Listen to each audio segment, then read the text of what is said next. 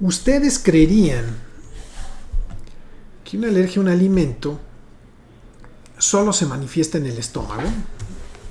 Y la respuesta es que no es así. Las alergias a los alimentos sí principalmente van a generar un problema de síntomas gastrointestinales. De los principales síntomas que se manifiestan cuando uno tiene una alergia a un alimento son, pues, dolor de estómago, cólico, inflamación, náusea, reflujo, gastritis, inflamación, distensión abdominal, diarrea, estreñimiento. O sea, fíjense cómo son muchísimas cosas y que uno piensa que es porque me cayó mal, porque no estaba bien refrigerado, porque traigo un parásito, una infección.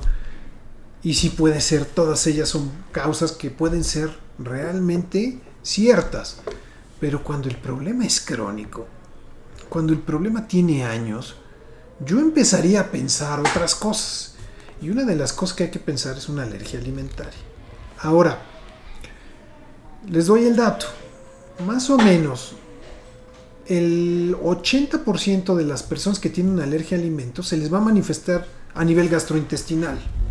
O sea, una gran mayoría. Pero también se puede manifestar a nivel cutáneo. Más o menos un 60% de los pacientes que son alérgicos a un alimento se les manifiesta en la piel y no exclusivamente en el estómago. Puede tener ambas, pero puede ser exclusivo de piel y pueden tener ronchas, comezón, la piel seca, de repente amanecen con enrojecimientos en la cara, en los párpados, con mucha comezón y así han vivido toda su vida, ¿no? Y milagrosamente cuando uno cambia la alimentación, cambia la dieta, encuentra el alimento que está causando este problema, pues la piel se pone pues como que rejuvenece, ¿no? O sea, es una piel tersa, es una piel que ya no está seca, que ya no pica, que ya no genera ronchas, que no se enrojece. Eso puede ser una alergia a un alimento. Y no dejar de perdido, no perder de vista que la alergia a un alimento también se manifiesta en la vía respiratoria. El 50% de los síntomas o de las personas que tienen una alergia a alimentos se manifiesta en la vía respiratoria. Y entonces aquí viene la presencia de mocos frecuentes, todo el tiempo la nariz congestionada, mocos frecuentes, estornudo, comezón de nariz, de ojos, de oídos, de garganta, la hinchazón de los labios, la sensación de picazón en la garganta, garraspera cuando uno está haciendo todo el tiempo, ven a alguien que está todo el tiempo como haciendo un esfuerzo aquí en garganta gutural, tratando de aclarar la garganta, que es el término que más utilizamos para esto. Pues puede ser una alergia a un alimento, ¿sí? Porque produce mucho moco, porque se acumula, ¿sí? Se tapa la nariz, ronca. Pero no solo queda ahí, también puede haber problemas con la voz, ¿no? Como disfonía, afonía, o también encontramos problemas de síntomas respiratorios bajos, como tos, como falta de aire. Y la tos es un dato que es bien frecuente, parece mentira, pero pacientes que tienen tos crónica es porque tienen una alergia a un alimento y no se dan cuenta. Entonces, estos tres aparatos son los más afectados cuando alguien tiene una alergia a un alimento: la vía digestiva, la vía mucocutánea, la piel, y la vía respiratoria. ¿Ok? Entonces, la alergia a los alimentos se produce cuando hay una alteración del sistema inmunológico. Todo tiene que ver con el sistema inmunológico, siempre se los he dicho. El sistema inmunológico es el gran regulador de todos los procesos celulares y de todos los procesos que regulan y norman el funcionamiento del ser humano. Escucha tu salud con el Dr. Jaime del Río, un programa en donde encontrarás información relevante para ti y toda tu familia, llevado de la mano de expertos y especialistas en la materia. Comenzamos.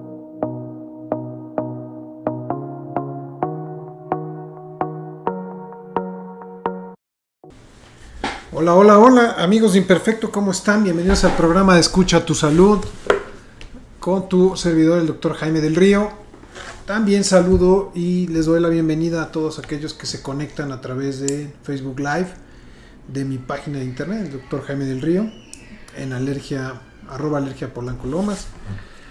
Aquellos que también de manera asincrónica escuchan y nos ven en YouTube, también los canales de su servidor, del doctor Jaime del Río, en el Spotify, también en el programa Escucha tu Salud y en otras plataformas como son iHeartRadio o Google Podcast o Anchor, etcétera.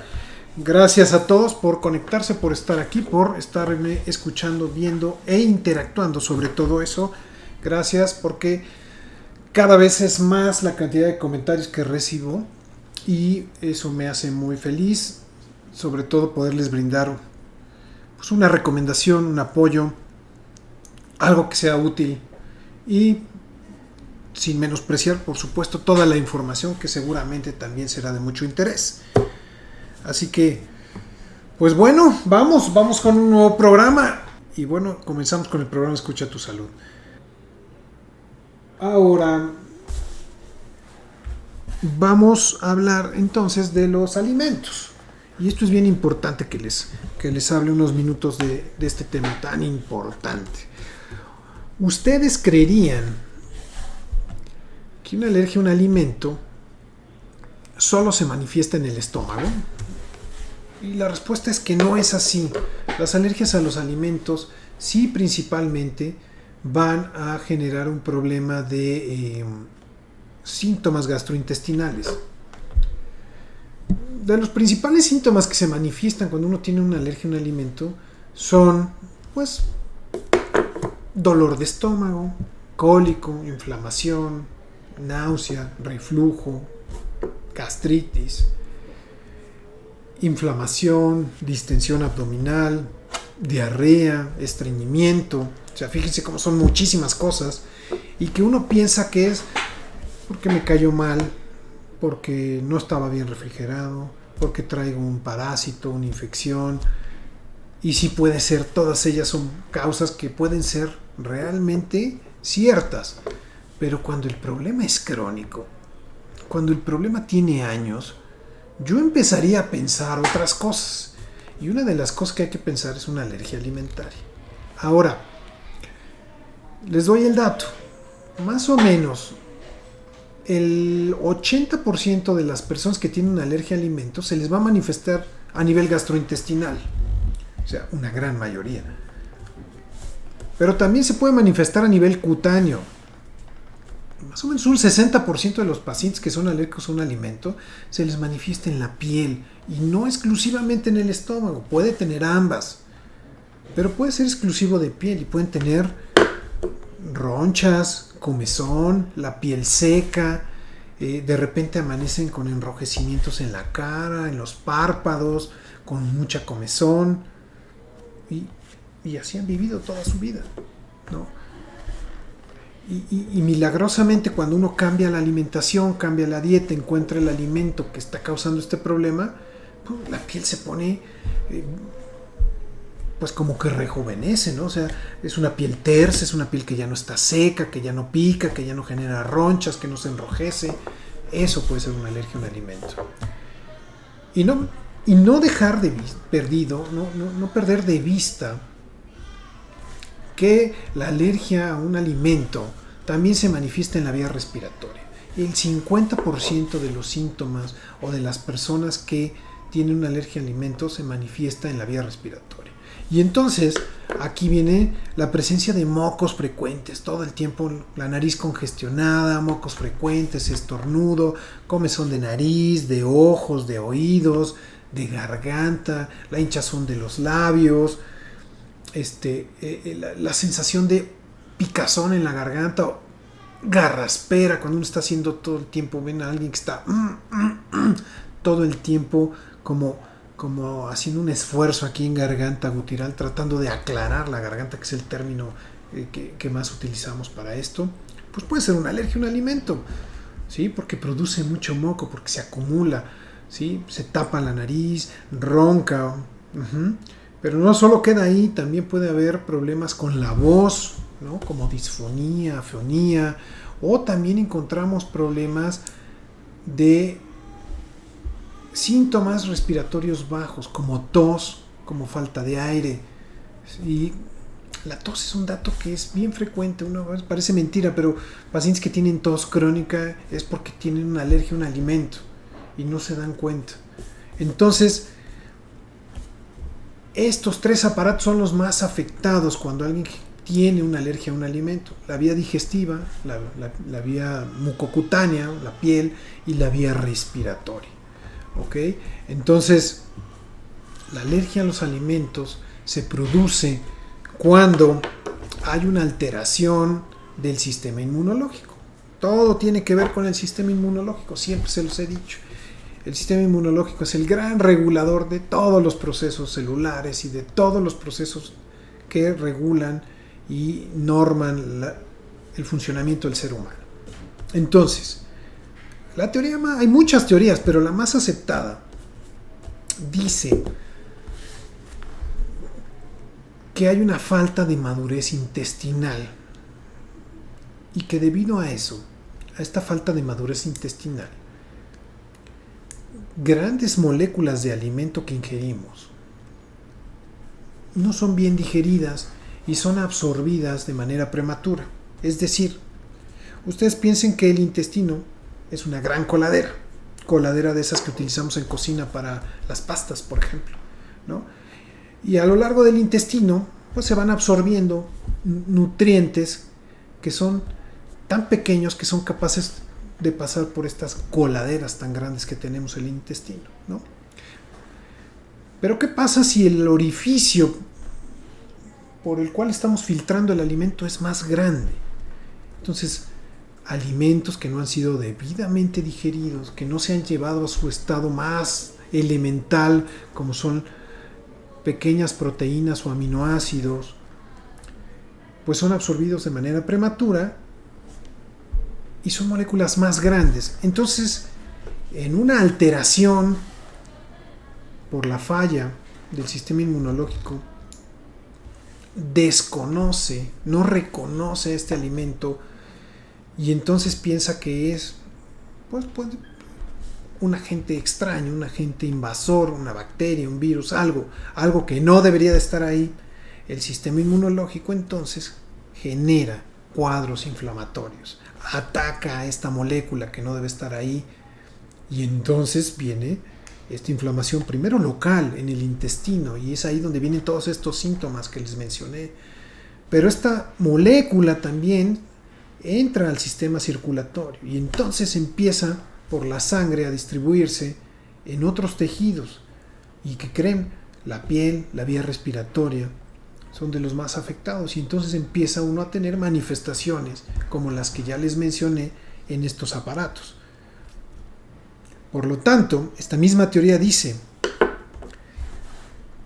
que en el momento en el que el intestino madure adecuadamente, estos grandes orificios, estos espacios que no debería de tener para absorber estos nutrientes, se van a cerrar al tamaño indicado y esto va a permitir la digestión adecuada de los alimentos.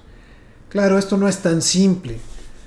Se requiere una predisposición genética, ¿sí? Entonces tiene que ser la persona adecuada, con la carga genética adecuada, el momento adecuado. No es tan fácil, pero sí existe. Más o menos estimo que de todos los pacientes que son alérgicos, entre un 6 y un 8% manifiesta alergia a un alimento. Ojo, hago hincapié, no es el 8% de la población del mundo, es el 8% de los alérgicos, ¿ok? Sí, son millones de pacientes alérgicos, pero no son todos los millones que habitamos este planeta, ¿ok? Entonces, entre un 6 y un 8%. ¿En qué momento se empieza a manifestar una alergia a un alimento? Pues puede ser desde el recién nacido. Un paciente recién nacido puede presentar una dermatitis atópica, un eczema con enrojecimiento de las mejillas, la piel seca, erupciones cutáneas de manera importante. ¿Y qué creen? Ese paciente es alérgico a la leche. Su único alimento, además, lo único que está tomando, y le está dando alergia, ¿no? Entonces es un reto porque hay que alimentarlo y hay que quitarle las molestias, lo cual afortunadamente se logra con una tasa 100% de éxito. O sea, no podemos dejar a esos pacientes sin alimentar. Y entonces, pues la apuesta es que conforme va creciendo este pequeño bebé, este paciente, pues va dejando de tener esta alergia al alimento, esta alergia a la leche, y finalmente la tolera, ¿no? O sea, el 99% de los pacientes alérgicos a la leche que inician en etapas tempranas o muy tempranas de la vida, la toleran. Y si no la toleran al 100%, la toleran de manera parcial. O sea, quizá no son capaces de tomarse un vaso de leche, 2 quesadillas, pero a lo mejor sí son capaces de comer pues un pastel, son capaces de comer y de echarle crema a sus tacos, ¿no? Cosas así, ¿no? Beber un pequeño yogur, o sea, una tolerancia parcial, porque si se pasan, entonces empiezan los síntomas. El otro alimento que también es el segundo más frecuente que causa alergia alimentaria es el huevo. Vean, y es muy importante, ¿no? O sea, sobre todo en este país, en México, el consumo de huevo es muy importante. ¿Por qué? Porque es una proteína que es quizá la más barata de todos. O sea, comprar un kilo de huevo es mucho más barato que comprar un kilo de carne. ¿Ok? No se necesita hacer gran cosa para comer huevo, ¿no? Necesitamos un sartén para hacer huevo, una olla con agua, un poco de fuego. Entonces, el huevo prácticamente todo el mundo lo puede comer.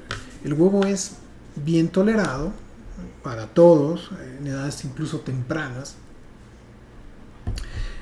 Y entonces, pues el huevo es el segundo alimento más alergénico que existe en el mundo en los pacientes pequeños, en los pacientes pediátricos.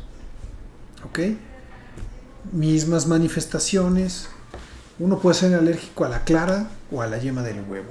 Pero, para términos prácticos, como no podemos separar el huevo, la clara de la yema, y digo separar porque sí hay uno le puede ir tanteando, hay unas cucharillas ahí especiales, pero que esté libre la clara de yema o al revés, al 100%, es imposible. Incluso si ustedes compran un bote de claras de huevo, pues dice que tiene trazas de yema de huevo. Y esto es importante porque hay pacientes que solo son alérgicos a la yema del huevo o solo son alérgicos a la clara. Pero funcionalmente esto no se puede.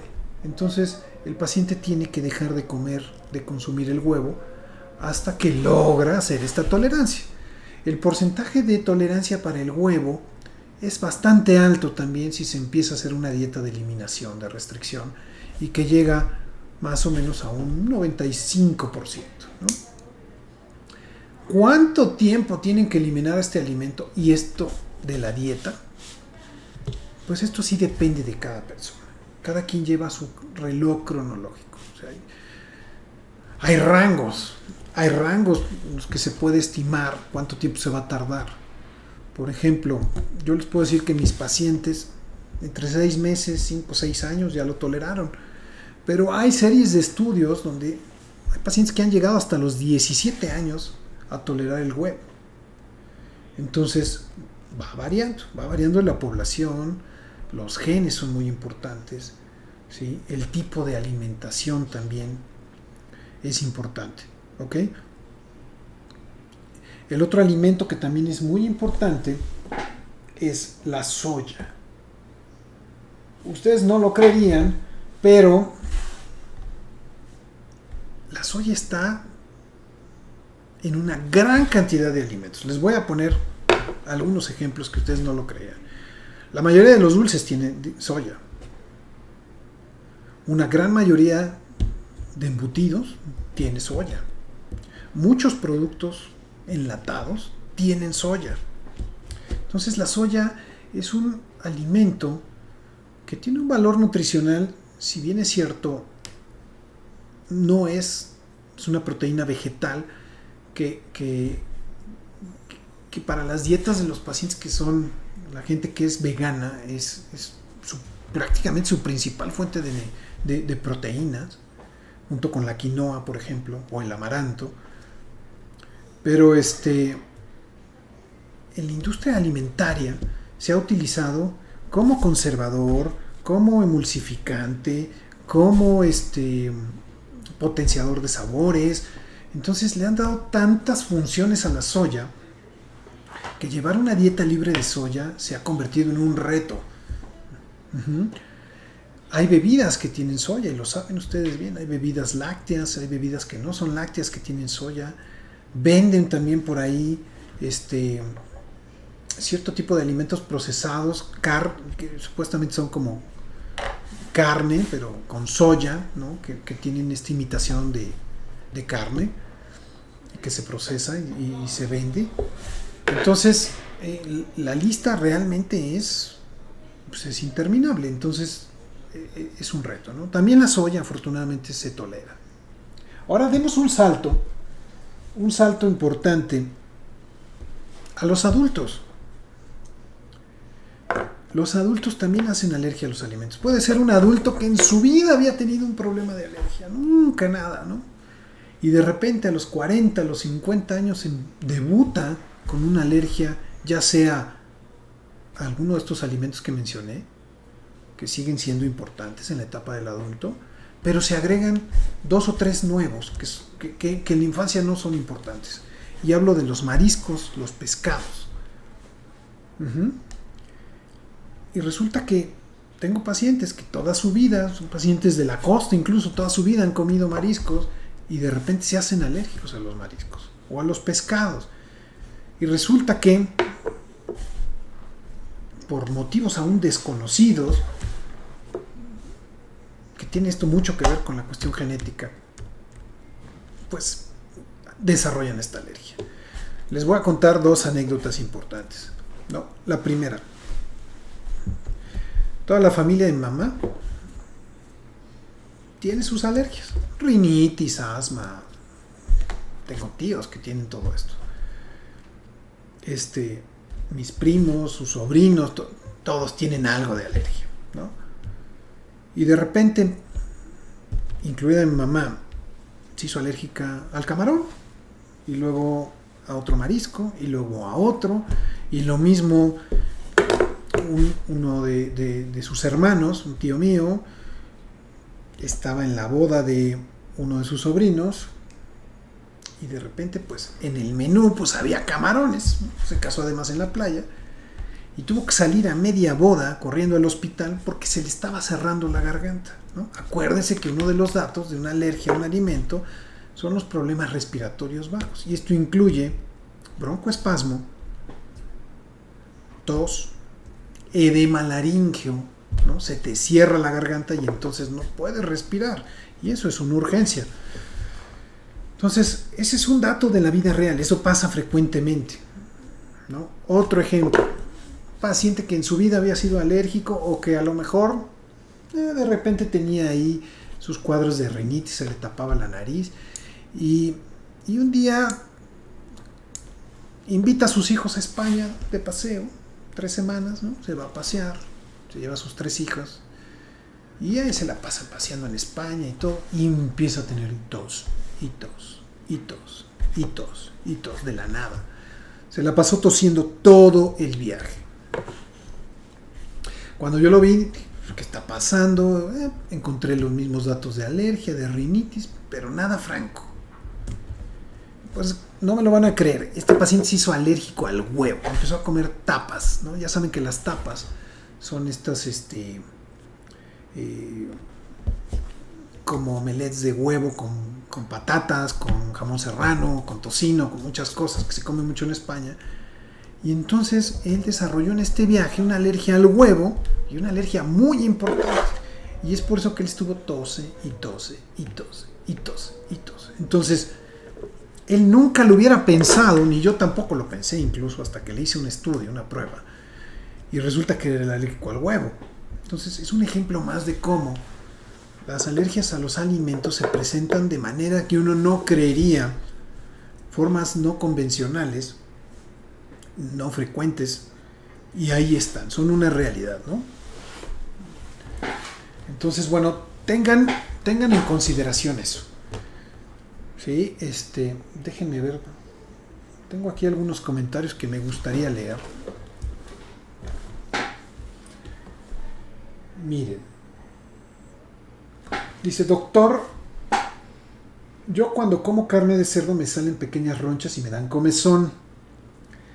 Eso puede ser que soy alérgica a la carne de cerdo. Saludos, ya soy parte de sus fans, Pati. Gracias, Pati.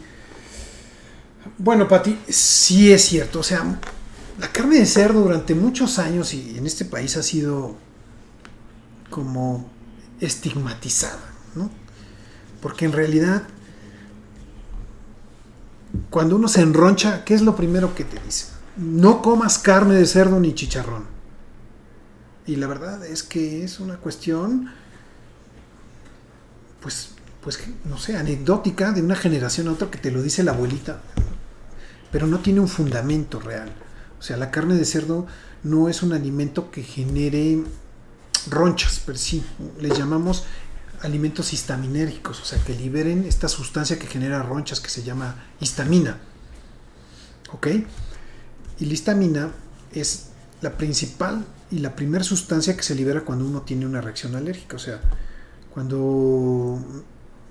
¿Qué les gusta? Cuando yo como algo que me cae mal, lo primero que liberan mis células del sistema inmunológico es histamina, y es la que me genera pues las ronchas, la inflamación, la comezón, y para cual utilizamos un antihistamínico como remedio, ¿no? De ahí viene la histamina. Entonces, la carne de cerdo, la verdad es que, les digo, ha sido muy maltratada y estigmatizada, y la verdad es que no es tan alergénica. Pero en este caso en particular, Pati, yo creo que sí. Y te voy a decir por qué. Porque lo comes una vez, y otra vez, y otra vez. Y de las 10 veces que comiste carne de cerdo, las 10 veces te enronchaste. Y no importa cómo sea, si lo comiste en carnitas, en tacos al pastor, en taco árabe, o como sea, vaya, bueno, todas las formas que tú quieras. Si todas las veces que comes esto te da ronchas y te pica, es una alergia. ¿Ok? O sea, no hay que hacer muchas pruebas, no hay que hacer nada. Tú eres la misma prueba. O sea, este ensayo y error que uno realiza tantas veces es más que suficiente para hacer un diagnóstico. Hay casos en donde alguien dice, no, pues me enronché porque comí camarón. Ok. Pero el camarón y los mariscos son muy delicados. Entonces, si no están bien refrigerados, pues te da ronchas. O problemas de estómago, diarrea, etcétera. Si está muy refrigerado, también te da ronchas. Entonces, la clave aquí es que uno, dependiendo de los síntomas, que no sean graves, puede recomendar que el paciente lo vuelva a consumir. Si no me causó síntomas graves, una pequeña porción de este alimento, y si no se presentan los síntomas nuevamente, podemos pensar que fue secundario a cualquier otra cosa menos a una alergia. Entonces, la clave fundamental es la frecuencia y la cronicidad. Dice otra pregunta, dice, doctor, a mí la leche y todos sus derivados me inflaman mucho. Yo soy fan del queso. ¿Qué puedo hacer para evitarlo? ¿O qué puedo hacer para que la inflamación no sea tanta? ¿Hay forma de evitarlo sin dejar de comerlo? Gracias, Eduardo. Pues mira, Eduardo, hay que ver esto. Los adultos, alrededor de los 35 en adelante, empezamos a perder lactasa, una enzima indispensable para digerir lácteos. Acuérdense que la leche no es un alimento que debiera de ser importante en la alimentación, es más bien cultural. Países lecheros como este, comemos mucha leche y no es un alimento ni rico en proteínas, ni rico en nada. Y luego si es entera, rico en grasas, eso sí, entonces tengan cuidado. Entonces recomiendo, Eduardo, que pruebes una leche deslactosada, light, ¿no? Para que no comas grasas. Y si a pesar de esto el alimento, la leche en cuestión, o todo lo que comes te genera los mismos síntomas, pudiéramos pensar que sí se trata de una alergia. Entonces, volvemos a lo mismo que le decía a aquí a Pati. Si es recurrente, si es persistente, y de las 10 veces que lo como me da, en tu caso, deslactosado, sí puedes pensar que es una alergia.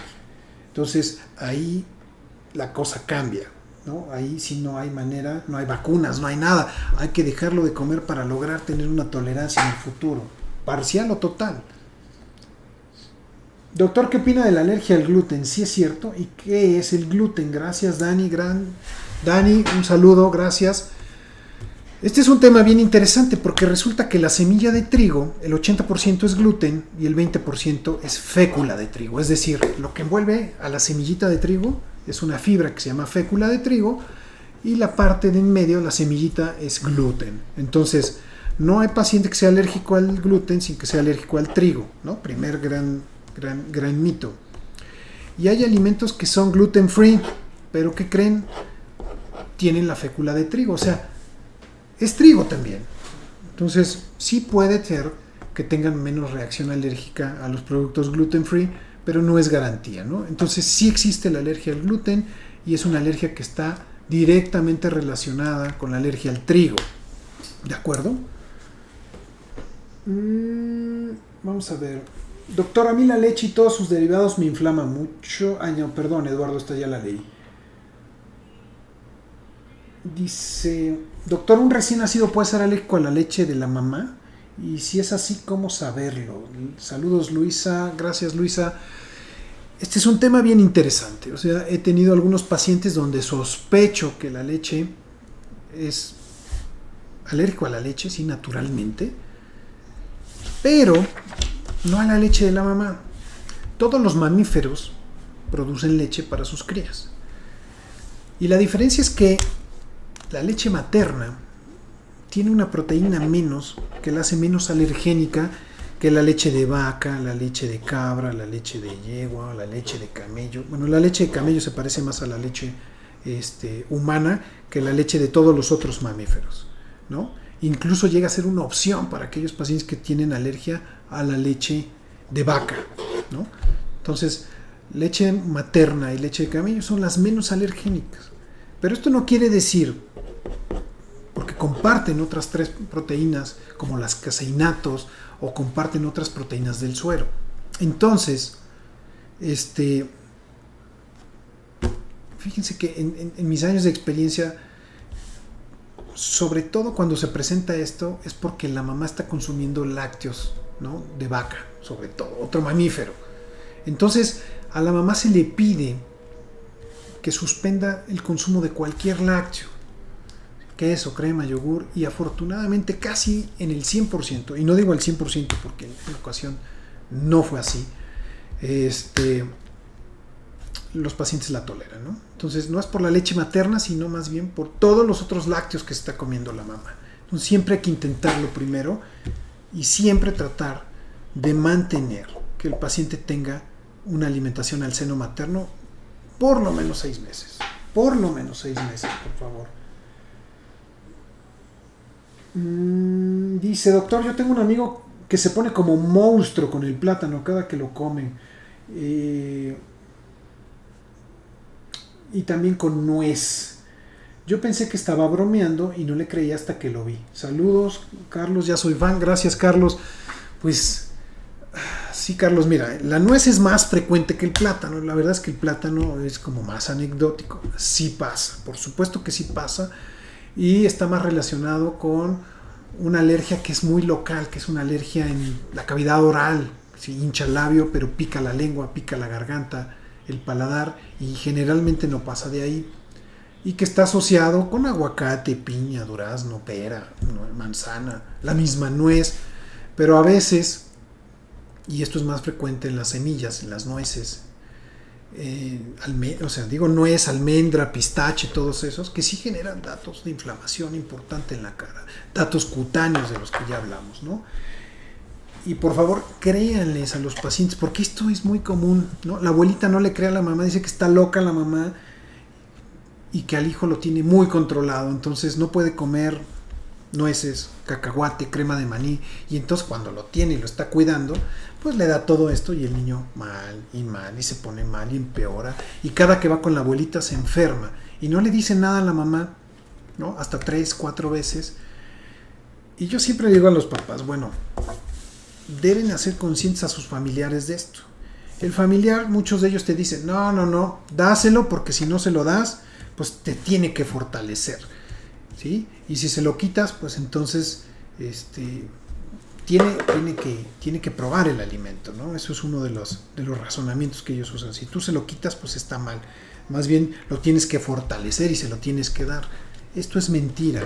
Así no funciona. De acuerdo a lo que ya les expliqué, hay que dejar madurar y descansar el intestino. Por lo tanto, no debe de consumir el alimento. Y tengan cuidado porque a veces las reacciones pueden ser mucho más graves. Y por jugar una bromita los andan mandando al hospital. Doctor, yo tengo una tía que ni oler el camarón porque se pone súper mal. A veces hasta pensamos que está bromeando. ¿Eso es posible? Solo por oler se ponga mal. Ya soy fan. Gracias, Ivonne. Ivonne, créele a tu tía. Yo soy alérgico al camarón y no saben el suplicio que es la cena de Navidad. Porque además la cena de Navidad es una tradición en este país del caldito de camarón. Entonces me sientan al lado de uno, de otro y de otro y todo su caldo de camarón. Y entonces es una pesadilla para mí porque tengo uno aquí y otro de cada lado. Y pues el camarón y las proteínas del camarón son volátiles. Entonces yo las respiro y paso navidades con la nariz tapada o con la nariz escurriendo y estornudando. La verdad es que es una pesadilla. Siempre busco comer, no sé, como lejos de eso. Y a veces no se puede. Créele a tu tía, Ivonne. Doctor, dice, ya me dio hambre con el programa de hoy, dice. Excelente tema. El cuerpo humano es sorprendente. Gracias por compartir, Mario. Saludos, Mario. Gracias por escucharnos y un abrazo también. Doctor, gracias por hablar de esos temas. No son muy frecuentes. Las personas no son conscientes de ello y no lo creen. Muchos niños luego hacen bullying y no se vale. Saludos, Marta. Gracias por compartir. Gracias, Marta. Eso es correcto. O sea, el entorno social a veces no comprende lo que está pasando, ¿no? Vámonos con otros dos comentarios ya para cerrar el programa.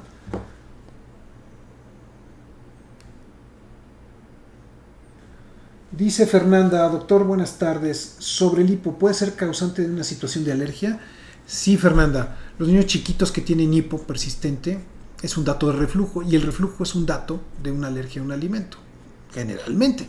Puede tener un reflujo sin alergia también. Dice Jaime Serraldi, dice, yo a veces siento que se me cierra, pues, supongo que la garganta cuando como alguna pasta, pero jamás hubiera pensado que podría ser una alergia. Puede ser una alergia al trigo, puede ser una alergia al huevo o puede ser una alergia a la leche. Todos esos tres componentes están en las pastas. Habrá que ver. Les cuento algo. Una paciente alérgica a huevo se fue de paseo a Italia hace pocas semanas y yo le dije, oye, ten cuidado con las pastas porque pues yo sé que las pastas, prácticamente las pastas todas tienen huevo, ¿no? Y sobre todo las pastas que son más elaboradas y buenas, ¿no? Dije, bueno, se va a Italia, las pastas en Italia, pues resulta que en el menú, me decía ella, que no tuvo ningún problema porque hay pastas ahí que dice, esta tiene huevo, esta no tiene huevo, la misma pasta. Entonces, los años que nos llevan de ventaja en evolución y conciencia sobre esto de la alergia a los alimentos en países europeos es increíblemente alta. Patita Lastimada dice, lo quiero mucho, doctor, saludos. Igualmente a Patita Lastimada, un abrazo con cariño. Natanel dice, buenas tardes, felicidades por el tema, me encanta, gracias Natanel. Y Hilary dice, ¿el tratamiento contra el cáncer puede provocar alergias por las intolerancias en el cuerpo? Déjenme leer nuevamente la pregunta. ¿El tratamiento contra el cáncer puede provocar alergias por las intolerancias que en el cuerpo tiene por los mismos tratamientos? Bueno, Hilary, esto es una pregunta interesante y resulta que muchos pacientes que están sometidos a quimioterapia a veces pueden manifestar alergia y esto a veces se consideraba que era muy difícil porque muchos de ellos reciben como parte de su tratamiento esteroides a dosis muy altas, lo cual no exime que puedan tener como alergias a los alimentos. He visto muchos pacientes que con los tratamientos se hacen intolerantes a ciertos alimentos y no es una alergia verdadera, pero habrá que analizar cada caso de manera particular y sí hay manera de saberlo. ¿De acuerdo?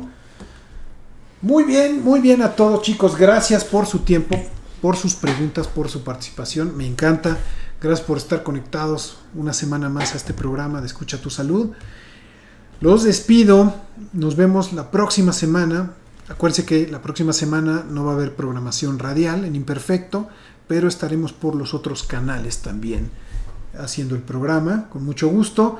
Y sean felices el resto de la semana, el fin de semana, disfruten su vida, trabajen, recuerden del medio ambiente, protéjanlo, sirvamos para tener un mejor ambiente para todos.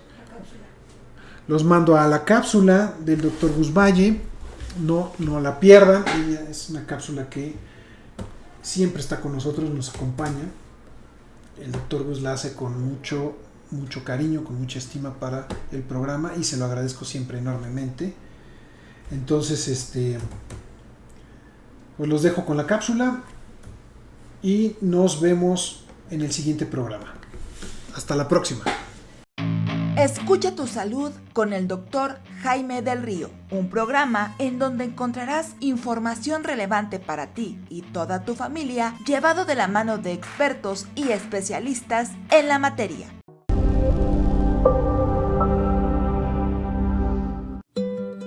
La meningitis es la infección e inflamación del líquido y de las membranas que rodean el cerebro y a la médula espinal. A estas membranas se les conoce como meninges. Las infecciones virales son la causa más común de las meningitis. Le siguen las infecciones bacterianas y rara vez las infecciones por hongos y parásitos. Debido a que las infecciones bacterianas pueden llevar a la muerte, es fundamental saber cuál es la causa. Las bacterias ingresan al torrente sanguíneo y se van hasta el cerebro y la médula espinal. También puede manifestarse cuando las bacterias invaden directamente las meninges. La causa puede ser una infección de oído o de los senos paranasales, una fractura de cráneo y rara vez algunas cirugías. Por lo general, las meningitis virales son leves y a menudo desaparecen por sí solas. La mayoría de los casos es por un grupo de virus llamados enterovirus, aunque también el virus del herpes simple, el de la inmunodeficiencia humana, el de las paperas pueden causarla. La meningitis micótica no es común. Puede ser similar a las meningitis bacterianas agudas. Se contrae al inhalar esporas de hongos que pueden encontrarse en el suelo, la madera descompuesta y los excrementos de aves. Los parásitos pueden causar un tipo poco frecuente de meningitis llamada meningitis eosinofílica, aunque también puede deberse por una infección por tenia o por malaria cerebral. Por amibas es poco frecuente, pero pone rápidamente en riesgo la vida. Otras causas podrían ser reacciones químicas, alergias a medicamentos, algunos tipos de cáncer y algunas enfermedades inflamatorias.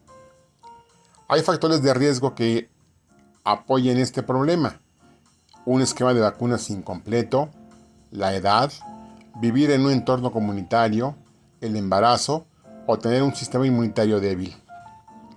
Los síntomas iniciales pueden ser parecidos a los de una gripa. En mayores de 2 años incluyen fiebre alta repentina, rigidez en el cuello, dolor de cabeza intenso, náuseas o vómitos, confusión o dificultad para concentrarse, convulsiones, somnolencia o dificultad para despertarse, sensibilidad a la luz, falta de apetito o de sed y erupción cutánea en algunos casos, como en la meningitis por meningococo. En los recién nacidos y en los bebés podemos encontrar fiebre alta, llanto constante, mucho sueño o irritabilidad, dificultad para despertarse, inactividad o pereza, incapacidad de despertarse para comer, alimentación deficiente, vómitos, una prominencia en la fontanela que está en la parte superior de la cabeza, rigidez en el cuerpo y el cuello, y puede ser difícil consolarlos y pueden llorar más cuando se les carga en brazos. El diagnóstico se basa en los antecedentes médicos, un examen y algunas pruebas de laboratorio y gabinete, como son los hemocultivos, las pruebas de imagen como tomografía o resonancia magnética, y el diagnóstico definitivo siempre se da por medio de punción lumbar. Complicaciones: pérdida auditiva, problemas de memoria, dificultad de aprendizaje, daño cerebral, problemas para caminar, convulsiones, insuficiencia renal, choque y muerte. Con un tratamiento inmediato, hasta los pacientes que tienen meningitis grave pueden tener una buena recuperación. El tratamiento va a depender del tipo de meningitis que tengas tú o tu hijo. Las medidas que a continuación se mencionan pueden ayudar a prevenir la meningitis: lavarse bien las manos, practicar buenos hábitos de higiene, mantenerse saludable, cubrirse la boca y si estás embarazada, cuidar la alimentación. Algunas formas pueden prevenirse con las siguientes vacunas: vacunas contra hemófilos influenza, vacuna contra neumococo y vacuna contra meningococo. Les agradezco su atención, les deseo una tarde tranquila, una semana aventurosa. No olviden las medidas higiénicas preventivas ya conocidas de antemano, así como la importancia que tiene la vacunación en todas las etapas de la vida. Como siempre, a ti, Jaime, mis respetos. Escucha tu salud con el Dr. Jaime del Río, un programa en donde encontrarás información relevante para ti y toda tu familia, llevado de la mano de expertos y especialistas en la materia. Amigos, hola, soy el Dr. Jaime del Río, soy alergólogo, pediatra y profesor de la universidad. Quiero invitarte a que sintonices cada martes a las 5 de la tarde mi programa Escucha tu Salud. El programa, mira, lo vas a encontrar en diferentes plataformas: por radio, www.imperfecto.com.mx, modalidad radio; en Facebook Live, @alergiapolancolomas; en YouTube, Dr. Jaime del Río; y los podcasts que están disponibles en Spotify, en Google Podcast y en Anchor. El nombre es el programa Escucha tu Salud. Y mira, el objetivo de este programa es que estés actualizado, tengas información de primera mano, información verídica, información que te va a ayudar además con tips, con consejos, anécdotas, vivencias, a responder tus dudas, para que mejores tu calidad de vida y tu día a día. Nos vemos.